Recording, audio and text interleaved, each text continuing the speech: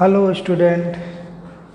देखो बेटा, पिछले वीडियो में मैंने आपको कार्टिलेज और कार्टिलेज का इंटरनल स्ट्रक्चर पढ़ाया था।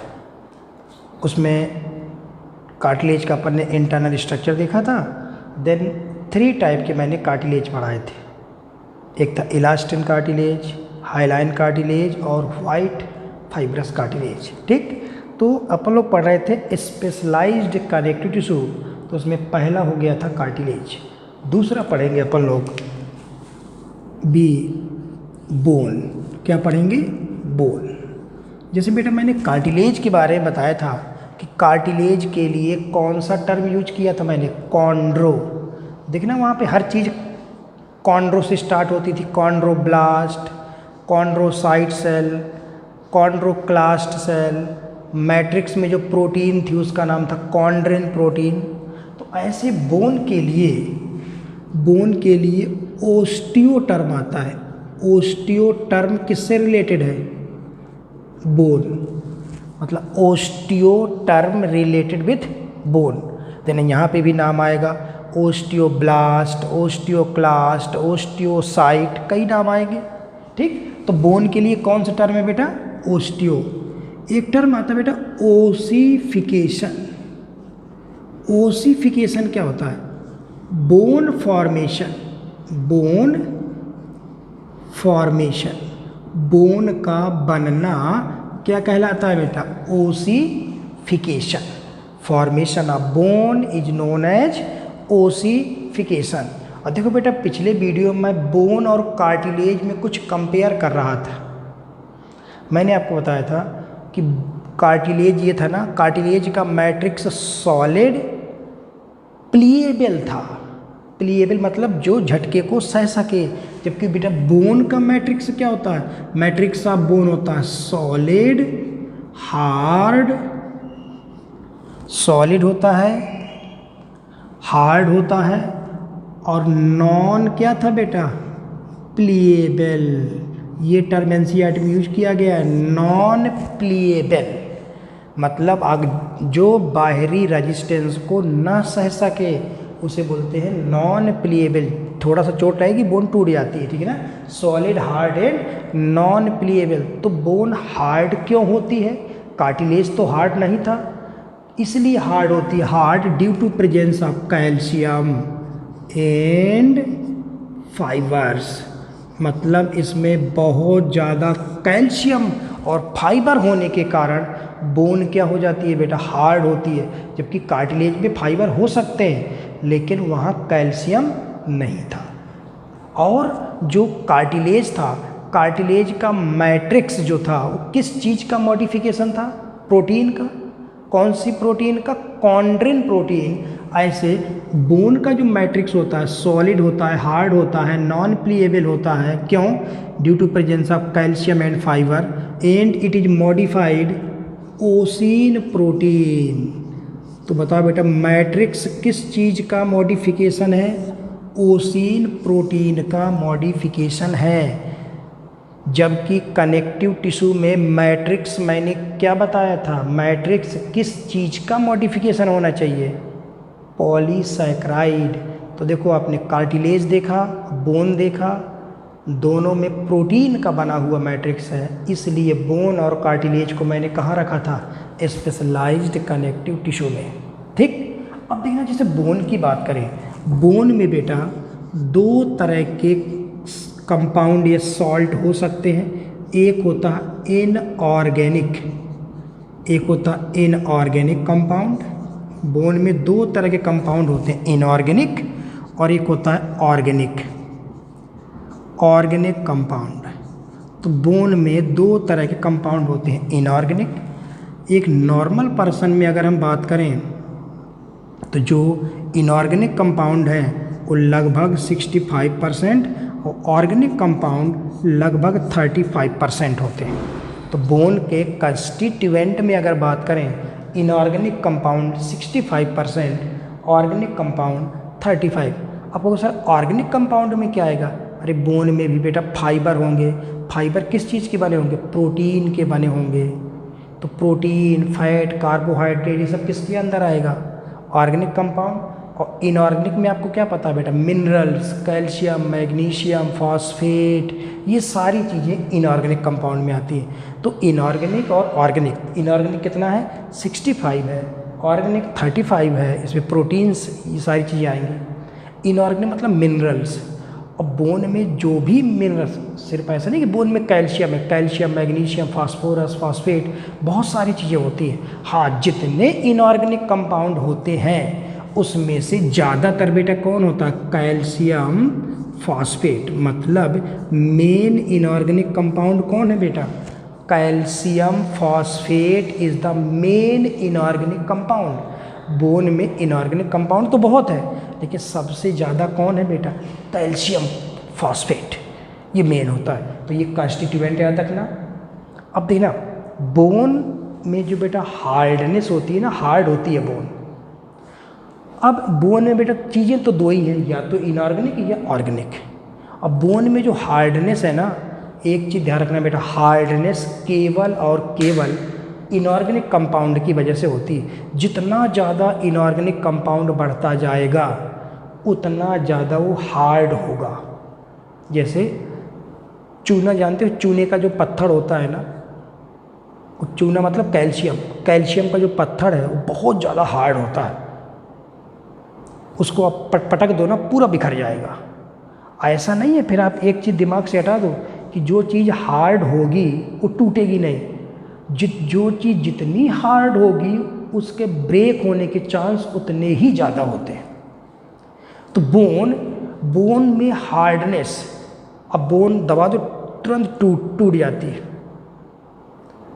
कार्टिलेज को मैं दबा रहा हूँ, ये नहीं टूट रहा, क्योंकि यहाँ प्रोटीन वोटीन सब चीज़ यहाँ पे भी है, यहाँ पे भी है, लेकिन यहाँ कैल्शियम है। हार्डनेस आप किसी भी सब्सटेंस की, मैं बोन भर की नहीं बात कर रहा, hardness of bone mainly depend on inorganic compound. जितना ज़्यादा इनऑर्गेनिक कंपाउंड होगा बोन की हार्डनेस उतनी बढ़ती जाएगी, और जो चीज़ जितनी ज़्यादा हार्ड होगी उसकी टूटने की संभावना भी उतनी ज़्यादा होगी।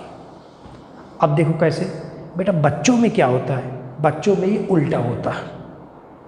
बच्चों में ऑर्गेनिक कंपाउंड ज़्यादा होता है, इनऑर्गेनिक कम होता है। देखो बच्चे, जब ऑर्गेनिक ज़्यादा हो जाएगा, इनऑर्गेनिक कम होगा, तो हार्डनेस क्या हो गई?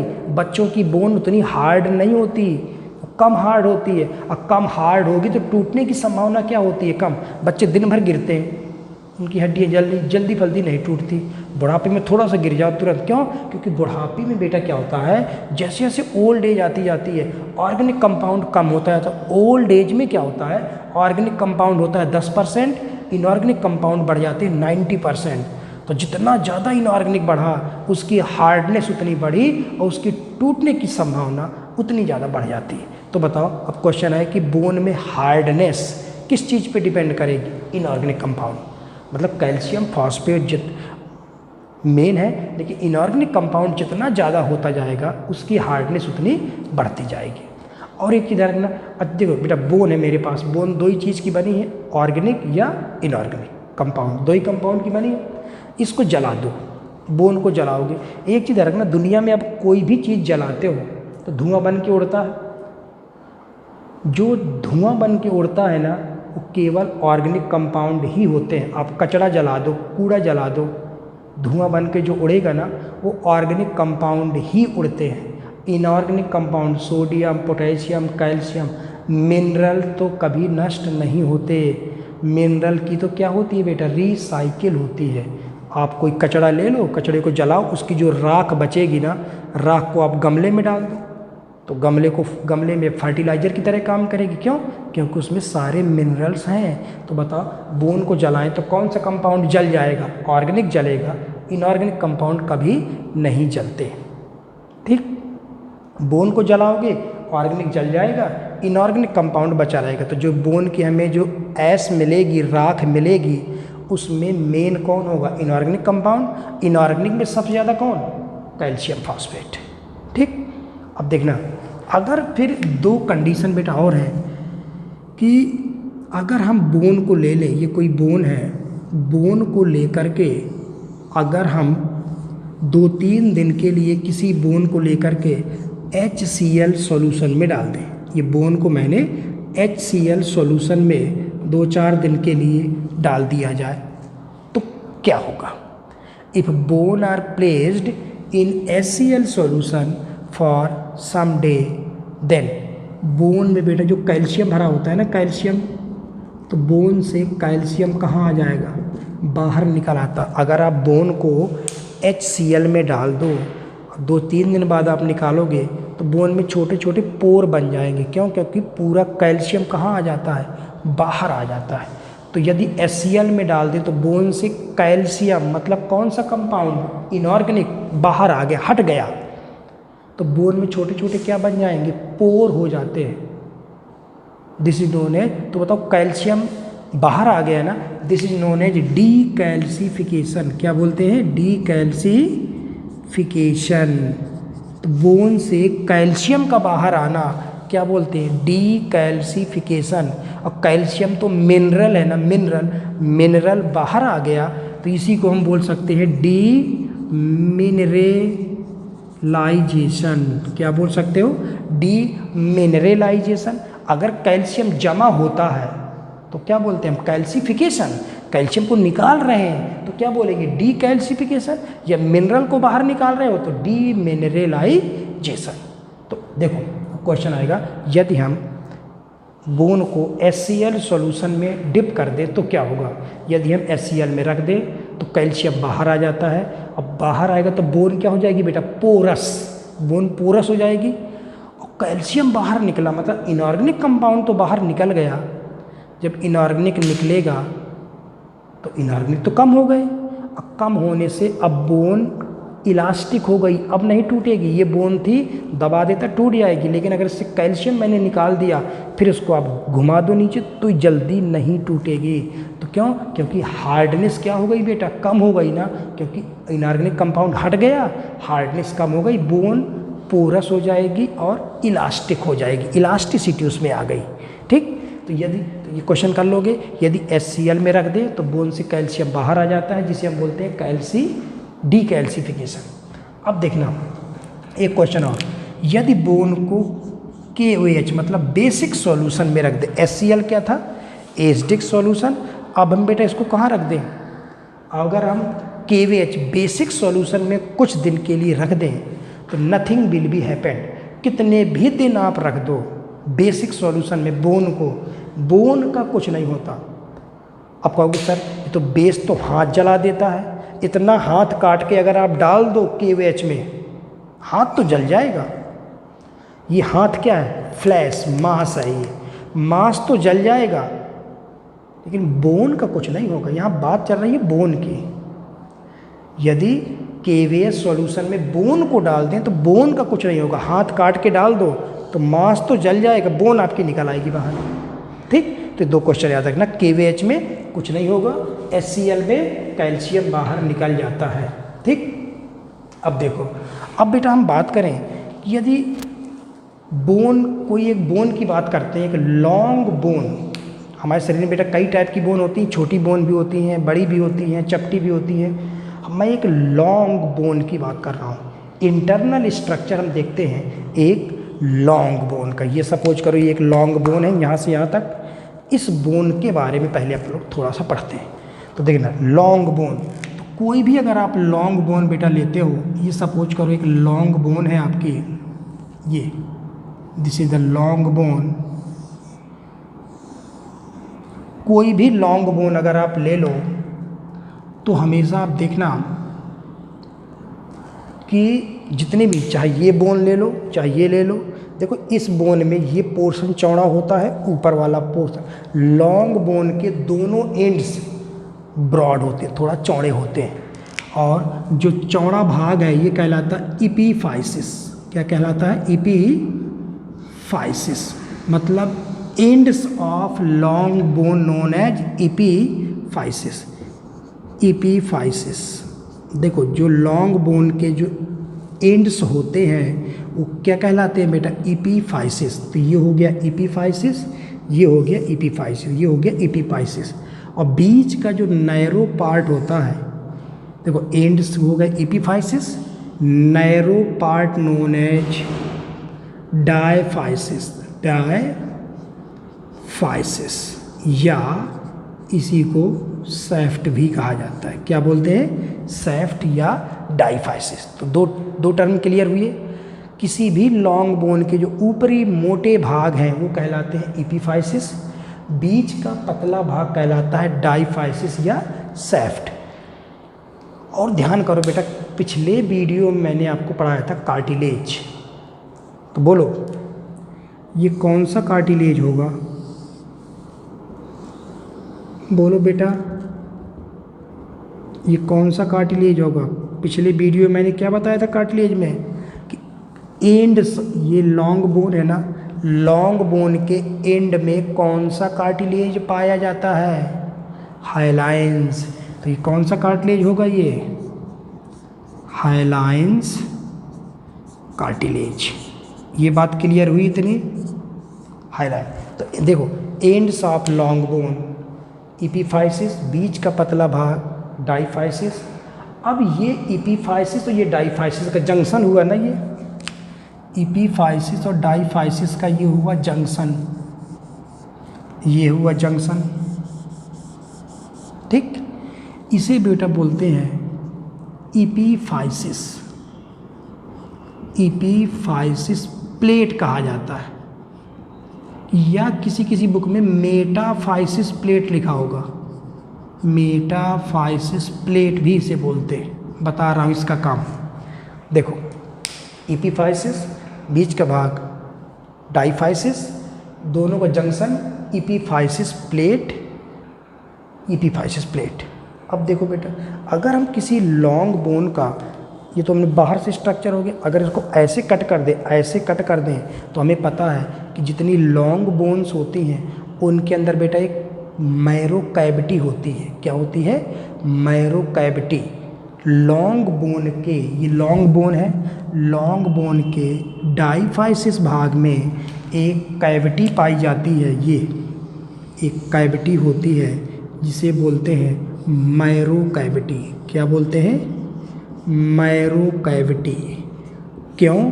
क्योंकि इसके अंदर बेटा भरा होता है येलो बोन मैरो। क्या भरा होता है? यहाँ पे भरा होता है yellow bone marrow, yellow bone marrow. इसको मैं शॉर्ट में YBM लिख देता हूँ, येलो बोन मैरो भरा होता है। तो बताओ लॉन्ग बोन में मैरो कैविटी कहाँ पाई जाएगी? एपिफाइसिस में या डायफाइसिस में? डायफाइसिस में। अब मैरो कैविटी के अंदर क्या भरा होता है बेटा? बोन मैरो भरा है, ठीक है, दिख रहा है आपको बोन मैरो। अब बोन मैरो में कौन सा बोन मैरो बेटा भरा होता है? देखो बोन मैरो दो तरह की होंगी, येलो बोन मैरो, एक होता है रेड बोन मैरो। तो येलो बोन मैरो कहाँ भरा होता है? लॉन्ग बोन के डायफाइसिस भाग के मैरो कैविटी के अंदर। अब येलो बोन मैरो का बेटा काम क्या होता है? येलो बोन मैरो का काम होता है फॉर्मेशन ऑफ WBC। देखो बेटा जब ब्लड पढ़ा रहा था, ब्लड का फॉर्मेशन कहाँ होता था बेटा? बोन मैरो में। अब बोन मैरो यहाँ दो तरह की है, येलो होगी और एक आएगी रेड। तो बताओ येलो बोन मैरो का काम क्या है? येलो बोन मैरो का काम है WBC, केवल WBC बनाना, ठीक। अब देखो येलो बोन मैरो तो डायफाइसिस में मिली, इसके अंदर कैविटी थी वहाँ मिली। अब रेड बोन मैरो कहाँ मिलेगी? यहाँ रेड बोन मैरो यहाँ नहीं पाई जाती, डायफाइसिस भाग में नहीं पाई जाती। रेड बोन मैरो पाई जाती है एपिफाइसिस भाग में। कहाँ? एपिफाइसिस। अब देखना ये जो बेटा एपिफाइसिस होता है ना, ये एपिफाइसिस, इस भाग में पतली पतली ट्यूब लाइक स्ट्रक्चर पाए जाते हैं। ये देखो पतले पतले ट्यूब लाइक स्ट्रक्चर पाए जाते हैं। इन ट्यूब लाइक स्ट्रक्चर का नाम होता है ट्रैबीकुली। क्या नाम होता है? ट्रैबीकुली। और इस ट्यूब लाइक स्ट्रक्चर के अंदर भरा होता है रेड बोन मैरो। यहाँ क्या भरा है? Red bone marrow. ये देखो ये भरा है red bone marrow, red bone marrow मतलब RBM। तो बोलो लॉन्ग बोन में येलो बोन मैरो कहाँ मिलेगा? डाईफाइसिस के अंदर, मैरो कैविटी में, ठीक। लॉन्ग बोन में रेड बोन मैरो कहाँ मिलेगा? रेड बोन मैरो इपीफाइसिस के अंदर ट्यूब पाई जाती है जिनका नाम है ट्राइबिकुली, उसके अंदर भरा होता है रेड बोन मैरो। इसका बेटा काम क्या है? रेड बोन मैरो का काम है आरबीसी बनाना और ब्लड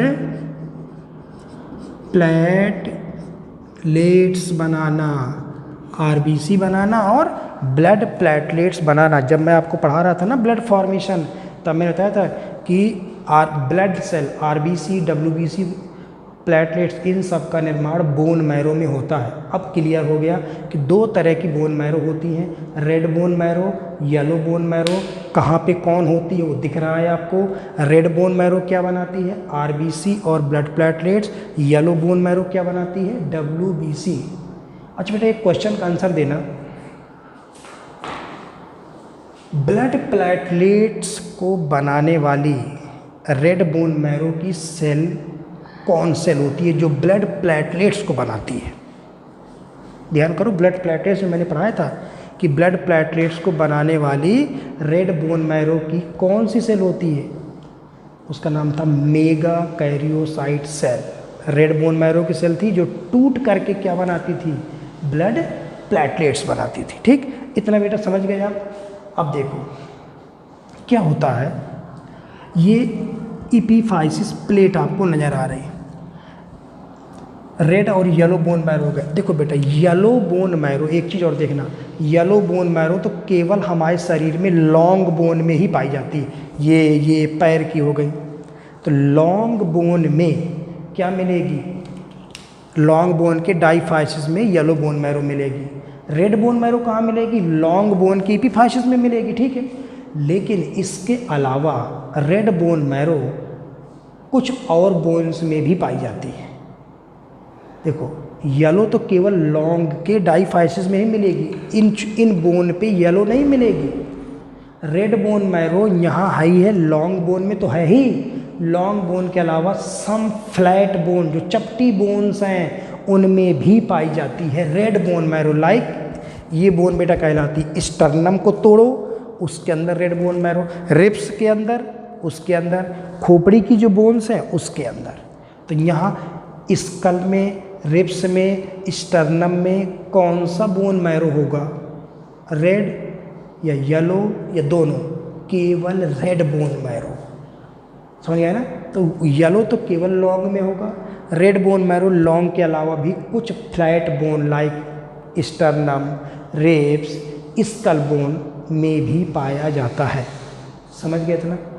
अब बेटा ये जो इपीफाइसिस प्लेट है ना, ये प्लेट, यहाँ पर डिवाइडिंग सेल्स पाई जाती हैं। देखना ये पार्ट देखना, ये पार्ट नीचे की तरफ लगातार डिवाइड करता है, ये ऐसे डिवाइड करता है। तो अब मान लो एक छोटा बच्चा था, उसकी बोन इतनी लंबी थी, बस इतनी। बड़ा हो जाएगा तो बोन और लंबी हो जाएगी। अब बोन लंबी होगी तो ये तो उतना ही रहेगा, इसकी लंबाई बढ़ती है बेटा इस पार्ट की। क्यों? क्योंकि ये सेल नीचे की तरफ डिवाइड करेगी तो बढ़ता चला जाएगा, ये ऊपर की तरफ डिवाइड करेगी तो ये बढ़ता चला जाएगा। मतलब जब ग्रोथ होती है तो ग्रोथ के समय किसकी लंबाई बढ़ती है? डाईफाइसिस, क्योंकि ये दोनों सेल अंदर की तरफ डिवाइड होती जाती हैं। ये तो अपना ज्यों का त्यों बना रहेगा, ये डिवाइड करती गई, इसकी ग्रोथ होती चली जाती है। तो 17-18 साल तक इपीफाइसिस प्लेट में खूब सारा ब्लड सप्लाई होती है इस प्लेट में। और जब ब्लड सप्लाई होगी तो इन सेल को अच्छा खासा न्यूट्रिशन मिलेगा, और न्यूट्रिशन मिलेगा तो ये तेज़ी से डिवाइड करेंगे, इसलिए हमारी ग्रोथ होती है। 18 या 20 साल के बाद इस प्लेट के अंदर ब्लड सप्लाई बंद हो जाती है। देखो बेटा इस प्लेट में जो सेल होंगी उनको ब्लड ही नहीं मिलता। जब बताओ बेटा जिसको खाना ही नहीं मिलेगा तो क्या वो डिवाइड करेगा? क्या नहीं करेगा। इसलिए 18 या 20 साल के बाद हमारी बोन की ग्रोथ क्या हो जाती है? रुक जाती है। इतना समझ गए आप? ये है बोन, ये है लॉन्ग बोन का स्ट्रक्चर, उसके अंदर येलो बोन मैरो, और अपन ने क्या देखा बेटा?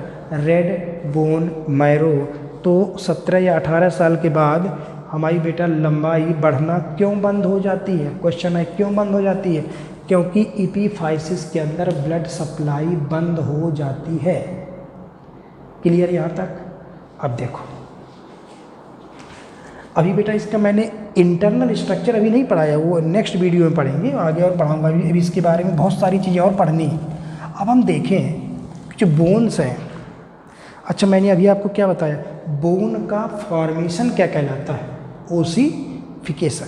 अगर बोन बन रही है तो उसे हम बोलते हैं ओसिफिकेशन। 3 टाइप की बोन्स हमारे अंदर पाई जाती हैं on the basis of origin.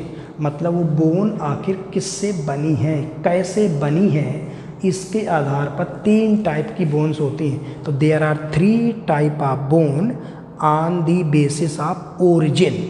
देखना, पहली है cartilaginous, cartilaginous bone, cartilaginous bone. देखो, ऐसी बोन जो बेटा कार्टिलेज से बनी हो।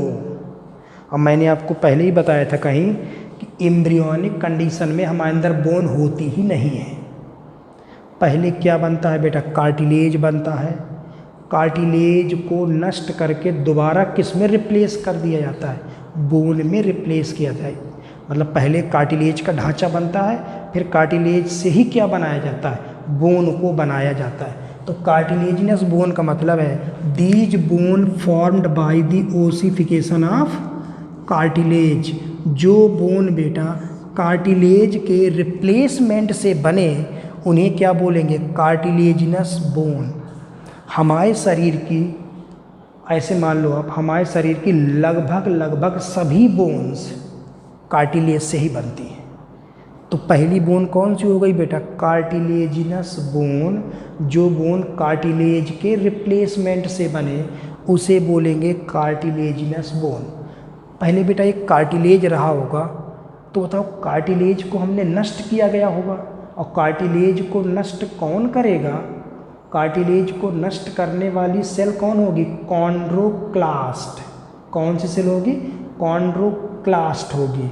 वो उसे नष्ट करेगी, फिर इससे बोन बनाना है। अभी मैं आगे पढ़ाऊंगा। बोन को बनाने वाली सेल होती है ओस्टियोब्लास्ट। मतलब अगर कार्टिलेजिनस बोन बन रही है तो पहले कॉन्ड्रोक्लास्ट कार्टिलेज को नष्ट करेगी, फिर ओस्टियोब्लास्ट क्या करेगी? बोन को बनाएगी। तो हमारे शरीर की सारी बोन्स किसका एग्जाम्पल है? लगभग सारी बोन्स किसका एग्जाम्पल है? Cartilaginous bone. ठीक। दूसरी बेटा टाइप होता है डर्मल बोन। डर्मल बोन या मेम्ब्रेनस बोन। डर्मल बोन या मेम्ब्रेनस बोन दूसरी।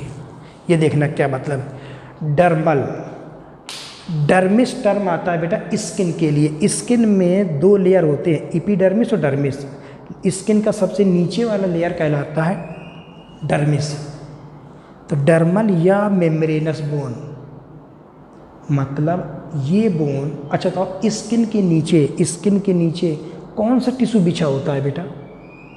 कनेक्टिव। कनेक्टिव में कौन सा? एरियोलर। मैंने कहा था ना, एरियोलर स्किन के नीचे पाया जाता है, जो स्किन को मसल्स से जोड़ता था। ठीक।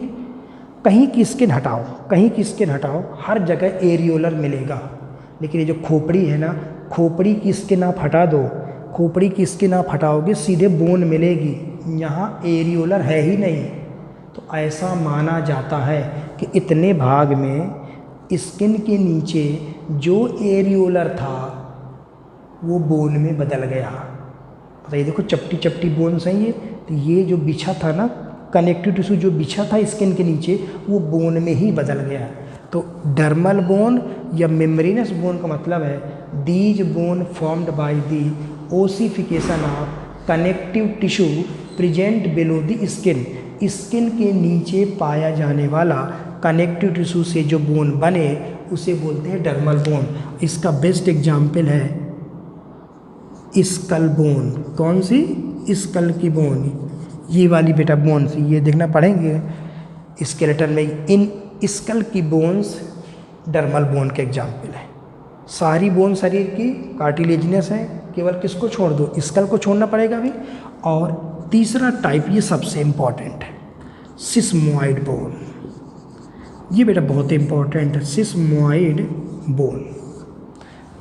देखना, सिस्मोइड का मतलब है जो बोन टेंडन से बने। किससे बने बेटा? टेंडन। टेंडन अगर बोन में बदल रहा है, जो बोन टेंडन से बने उसे बोलते हैं सिस्मोइड बोन। टेंडन, पता है, टेंडन पढ़ा चुका हूँ। बोन को मसल्स से कनेक्ट करने वाला स्ट्रक्चर क्या कहलाता है बेटा?